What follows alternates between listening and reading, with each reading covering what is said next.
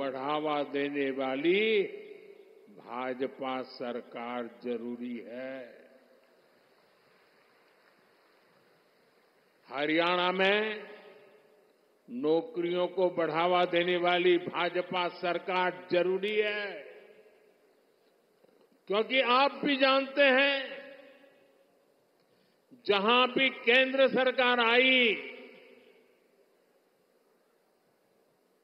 और कांग्रेस को मौका मिला, जहां जहां कांग्रेस ने पैर रखा, एक काम पक्का, करप्शन, करप्शन, करप्शन, भ्रष्टाचार, भ्रष्टाचार, भ्रष्टाचार, भाई भतीजावाद, भाई भतीजावाद, भाई भतीजावाद। भारत के सरकारी सिस्टम में भ्रष्टाचार को पैदा करने वाली, पालना पोसने वाली, हमारे देश में भ्रष्टाचार की कोई जन्मदात्री है तो कांग्रेस पार्टी है। कांग्रेस का शाही परिवार देश का सबसे भ्रष्ट परिवार है, और जब हाईकमान भ्रष्टाचारी है तो नीचे फिर लूट का खुला लाइसेंस मिल ही जाता है। याद कीजिए, 10 साल पहले जब यहां कांग्रेस की सरकार थी तब क्या होता था। आज जो नए वोटर है ना, 18 साल 20 साल के, उन्हें तो पता तक नहीं होगा कि 10 साल पहले हरियाणा को कैसे लूटा गया था। तब हरियाणा में किसानों की जमीन को जम करके लूटा गया। कांग्रेस ने हरियाणा को दलालों और दामादों के हवाले कर दिया था।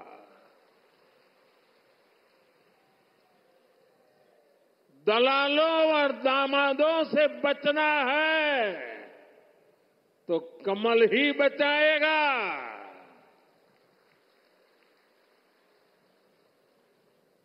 किस किस कांग्रेस नेता पर आरोप लगे हैं ये आप अच्छे से जानते हैं।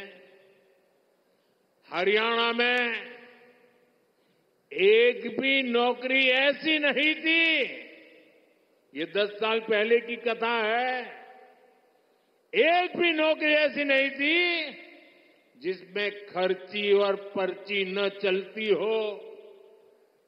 सरकारी ठेकों में जमकर भ्रष्टाचार होता था।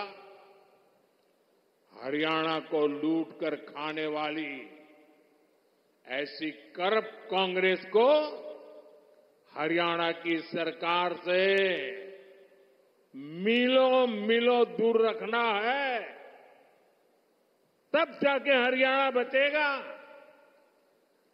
और आपका तो मुझ पर हक है, मुझे भी तो हरियाणा का कर्ज चुकाना है।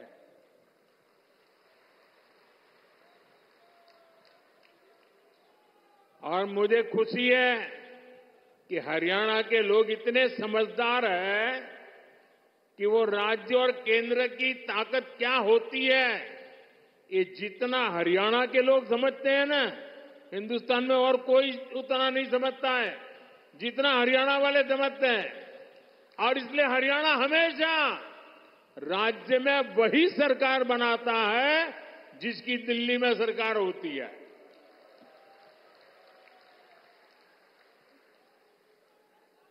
हरियाणा के लोगों की इसकी बराबर समझ है।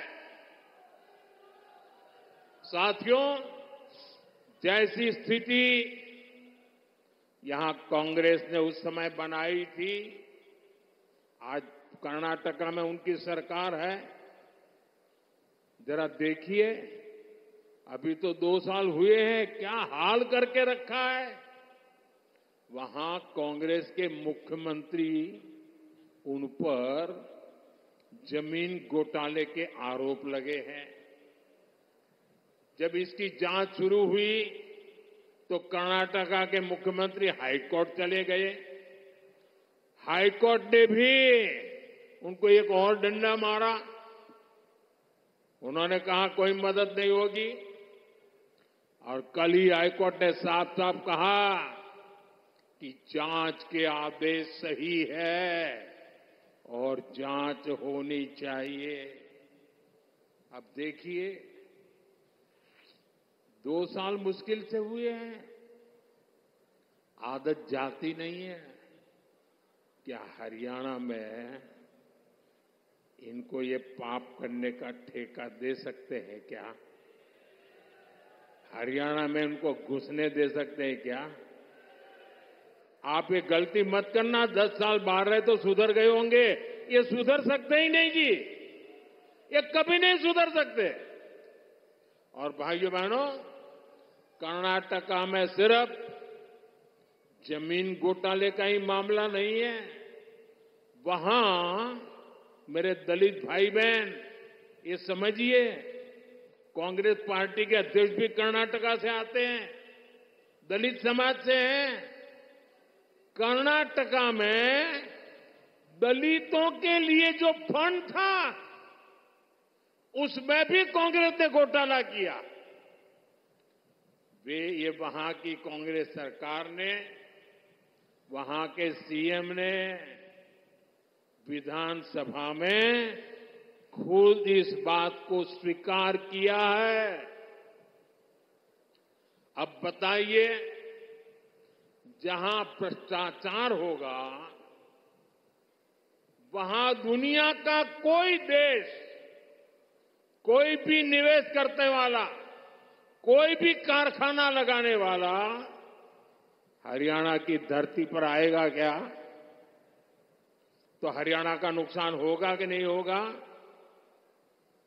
हरियाणा में निवेश नहीं आएगा तो नौजवानों को नौकरी कैसे मिलेगी? साथियों, कांग्रेस से बड़ी बेईमान और धोखेबाज पार्टी देश में और कोई नहीं है।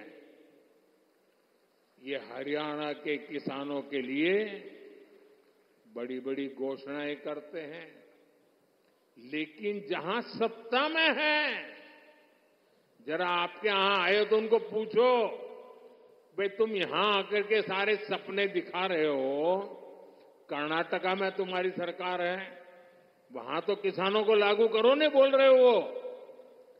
तेलंगाना में तुम्हारी सरकार है, वहां तो लागू करो।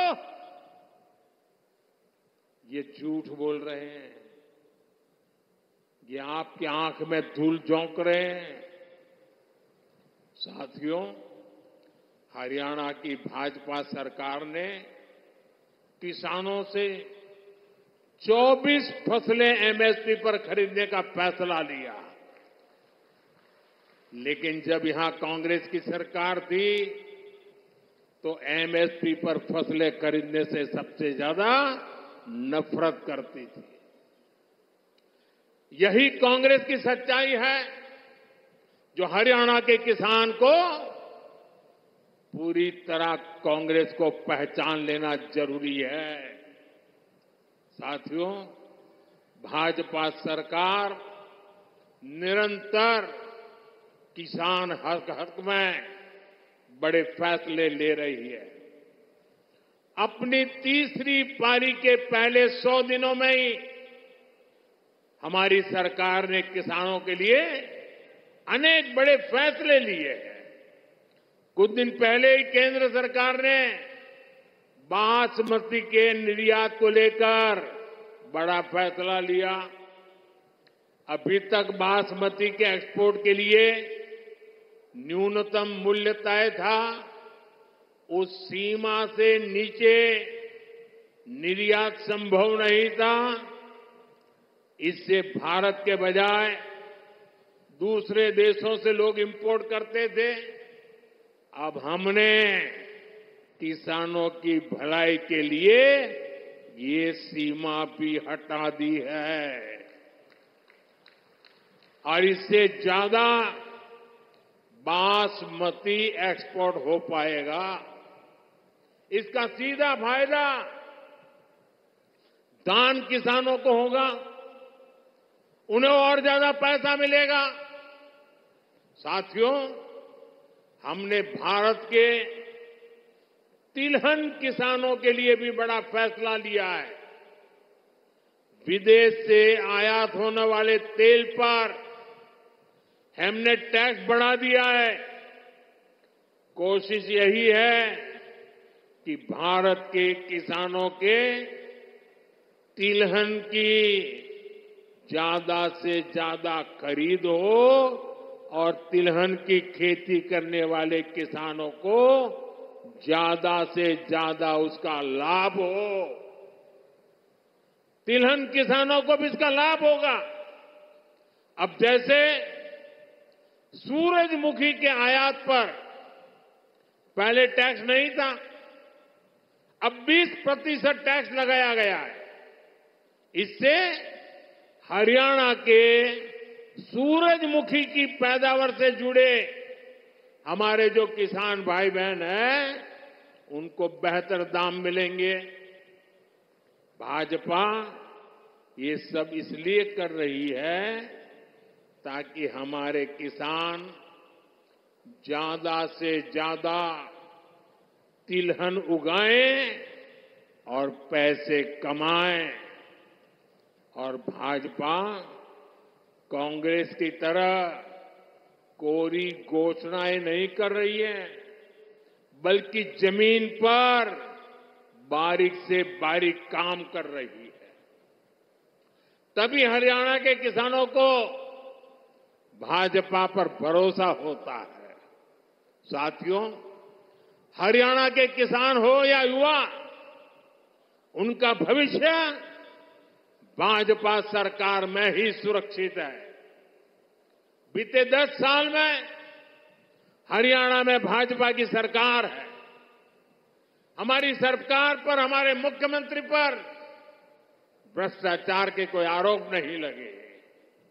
यहां भाजपा सरकार ने सरकारी नौकरियों में खर्ची और पर्ची को बंद किया। 8 अक्टूबर के बाद भाजपा की नई सरकार एक बार फिर नौजवानों के लिए हजारों नए अवसर बनाएगी। यहां युवाओं को बहुत बड़ी संख्या में नए रोजगार मिलेंगे। साथियों, सोनीपत, पानीपत की ये पूरी बेल्ट अवसरों से भरी है। यहां पर हो रहे विकास कार्य इस पूरे क्षेत्र को आधुनिक पहचान दे रहे हैं। भाजपा सरकार ने सोनीपत तक मेट्रो के विस्तार को स्वीकृति दी है। आज जिस तरह इस क्षेत्र में भाजपा ने नए हाईवे बनवाए हैं, उस मामले में तो एक क्षेत्र सबसे कनेक्टेड इलाकों में से एक बन रहा है। साथियों, हरियाणा भारत की मेडल फैक्ट्री भी है। हाल में ओलंपिक्स और पैरालंपिक्स में भारत के शानदार प्रदर्शन में हरियाणा के खिलाड़ियों की बड़ी भूमिका रही है। अब भारत में हम 2036 में, 2036 में ओलंपिक कराने के लिए प्रयास कर रहे हैं। इसका फायदा हरियाणा के नौजवानों को होगा। यहां स्पोर्ट्स का नया इंफ्रास्ट्रक्चर बनेगा। गांव गांव में नए खिलाड़ियों को अवसर मिलेगा। आप देखिए, देश की तीसरी स्पोर्ट्स यूनिवर्सिटी यहां भाजपा ने ही सोनीपत में बनवाई है। अब हरियाणा भाजपा ने घोषणा की है, हर जिले में अलग अलग ओलंपिक खेलों की नर्सरी बनाएंगे। हरियाणा की बेटियां, हरियाणा के बेटे दुनिया भर में जाकर मेडल लाए, उसमें भाजपा हर तरह से उनकी मदद कर रही है। साथियों, आपके पास तो हमारे साथी मोहनलाल बड़ौली जी के रूप में हरियाणा भाजपा का अध्यक्ष है। अरविंद शर्मा जी जैसे अनुभवी जनप्रतिनिधि है, जिनको इतने साल तक केंद्र में रहने का अनुभव है। इनके रहते यहां के विकास की गति और तेज होना तय है। साथियों, सोनीपत की ये धरती उन वीर जवानों की भी धरती है, जिन्होंने हिमालय की ऊंची चोटियों पर दिन रात मातृभूमि की रक्षा की है। हरियाणा की वीर माताओं की हजारों संतानें आज बॉर्डर पर है। यहां के अनेक संतानें हैं जिन्होंने जम्मू कश्मीर में हालात को सामान्य बनाने में मदद की है। वहां आतंक और अलगाव के जख्म हरियाणा के वीर बेटों ने अपने शरीर पर खाए हैं। अब मत भूलिए, कांग्रेस की कुनीति से निकले पत्थर हरियाणा की संतानों पर फेंके जाते थे। आज जब जम्मू कश्मीर में शांतिपूर्ण मतदान होता है तो सबसे अधिक खुशी हरियाणा की वीर माताओं को होती है। लेकिन कांग्रेस और इसके साथियों को जम्मू कश्मीर में शांति पसंद नहीं है। कांग्रेस जम्मू कश्मीर में फिर से धारा 370, आर्टिकल 370 वापस लाना चाहती है। कांग्रेस जम्मू कश्मीर में आतंक और अलगाव को फिर से हवा देना चाहती है। तुष्टीकरण के लिए कांग्रेस देश के दुश्मनों के एजेंडा को भारत में लागू करना चाहती है। ऐसी कांग्रेस को आप हरियाणा के लोग सबक सिखाएंगे, ये मुझे पूरा भरोसा है। आर्टिकल 370 को वापस लाना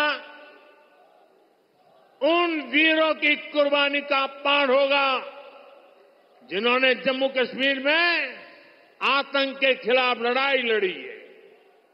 साथियों, कांग्रेस ने दलितों, पिछड़ों और शोषितों के साथ भी धोखा किया है। आजकल कांग्रेस के भीतर यहां जो सिर फुटोवल हो रही है, ये पुराने पाकों का ही परिणाम है। याद कीजिए, 2014 से पहले जब यहां कांग्रेस का राज था, जब हुड्डा जी यहां सीएम हुआ करते थे, तब ऐसा कोई साल नहीं था जब दलितों के साथ अन्याय नहीं होता था। अनेक दलितों को जान से हाथ धोना पड़ा। दलित परिवारों की बहु बेटियों पर अत्याचार होते थे। हर कोई जानता था कि दलितों के खिलाफ इस घिनौने खेल को कांग्रेस ही खाद पानी देती है। और जो भी कांग्रेस की दलित विरोधी हरकत के खिलाफ बोलता है, कांग्रेस उसके खिलाफ साजिशें करने लगती है। ये आज हरियाणा का दलित समाज एक बार फिर हरियाणा के अंदर कांग्रेस का जो ड्रामा चल रहा है उसे देख रही है। साथियों, कांग्रेस ने हमेशा ही दलित, ओबीसी और आदिवासियों को भागीदारी से वंचित रखा है। ये तो बाबा साहब आंबेडकर थे जिन्होंने दलितों को आरक्षण दिया, वरना ओबीसी की तरह दलितों को भी अपने हक के लिए कांग्रेस की हार का ही इंतजार करना पड़ता। जब जब कांग्रेस सरकार से दूर रही है, तब तब गरीबों को, एससी, एसटी, ओबीसी को उनका हक मिला है। और जब जब कांग्रेस सरकार में रही है, उसने दलितों, पिछड़ों का हक छीना है। कांग्रेस के शाही परिवार से जो भी प्रधानमंत्री बना, उसने हमेशा आरक्षण का विरोध किया है।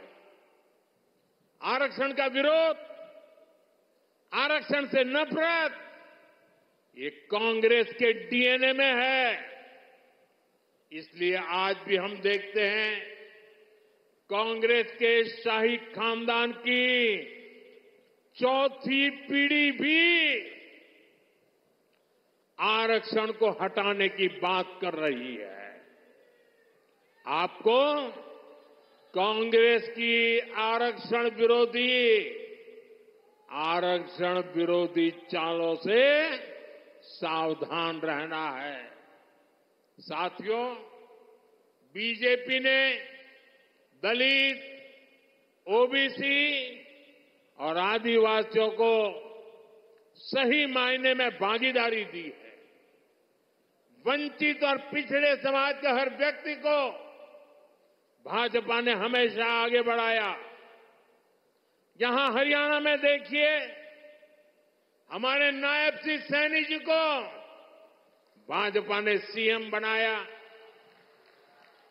इतने कम समय में ही इन्होंने पूरे हरियाणा के लोगों के दिल में जगह बनाई है।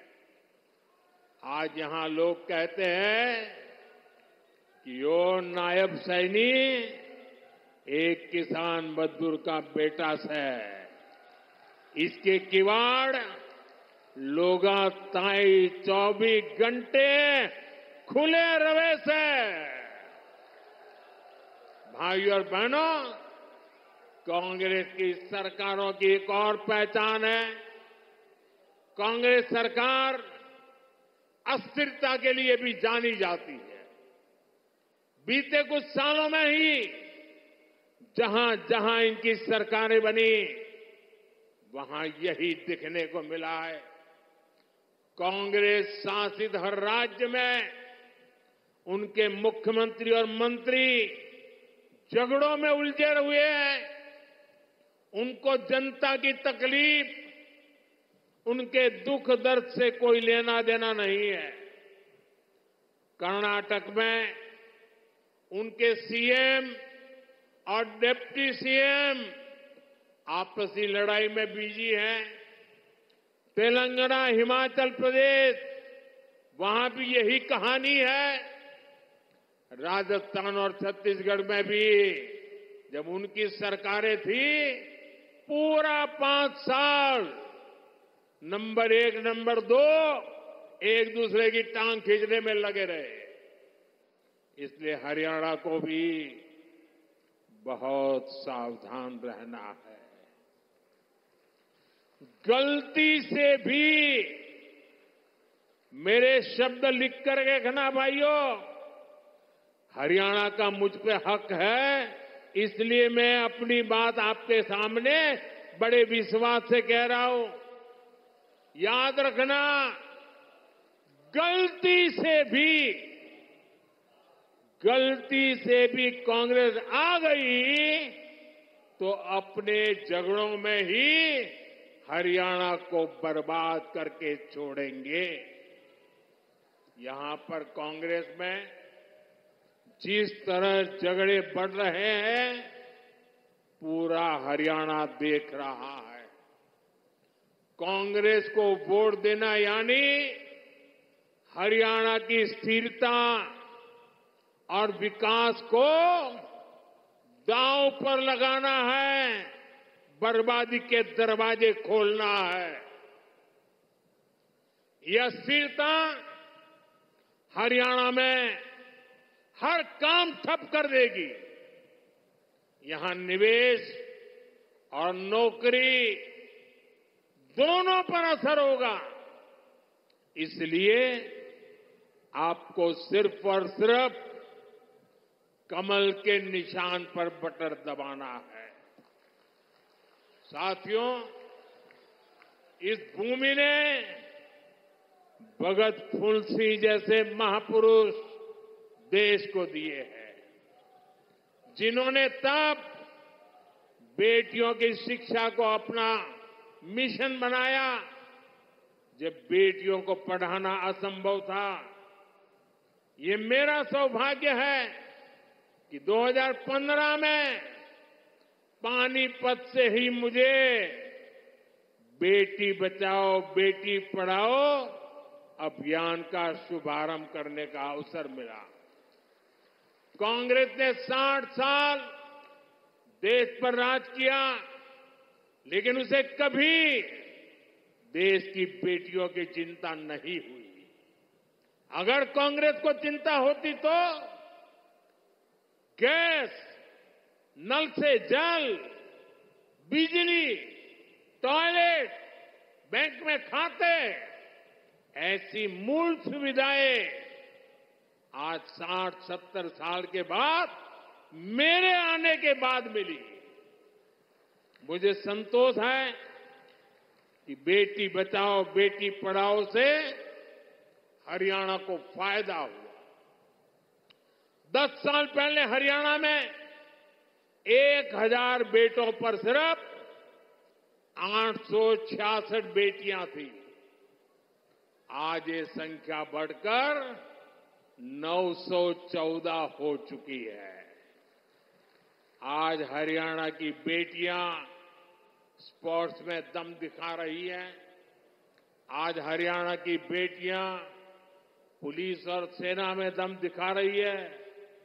हमें गर्व है कि एनडीए में जो महिला कैडेट्स का जो फर्स्ट बैच था, उसमें हरियाणा की बेटी ने टॉप किया।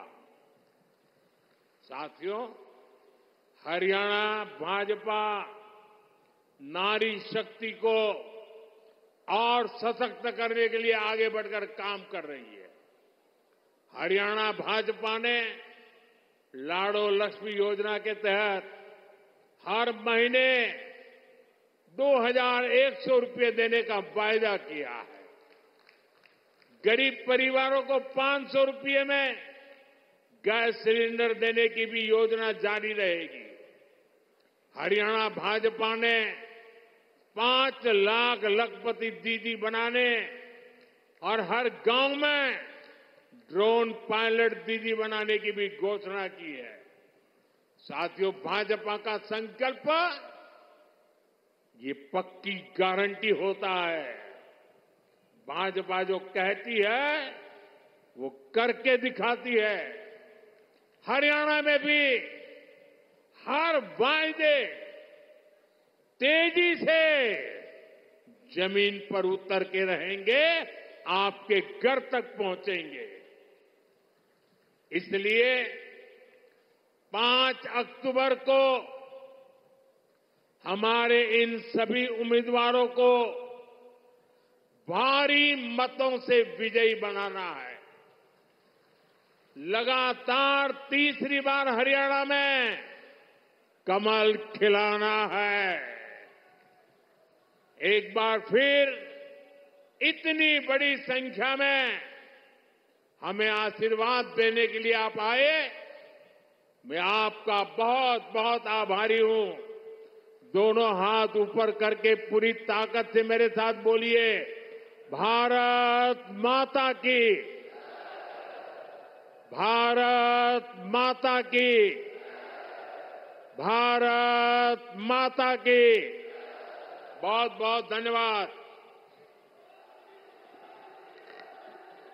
माननीय प्रधानमंत्री जी का इस ओजस्वी उद्बोधन के लिए बहुत बहुत हार्दिक आभार। इसके साथ ही सभी मीडिया के बंधुओं का, यहां भारी संख्या में आए क्षेत्र के वासियों का और सभी प्रशासन के अधिकारियों कर्मचारियों का व हमारे सभी सम्मानित नेत्रगण का बहुत बहुत हार्दिक धन्यवाद, आभार।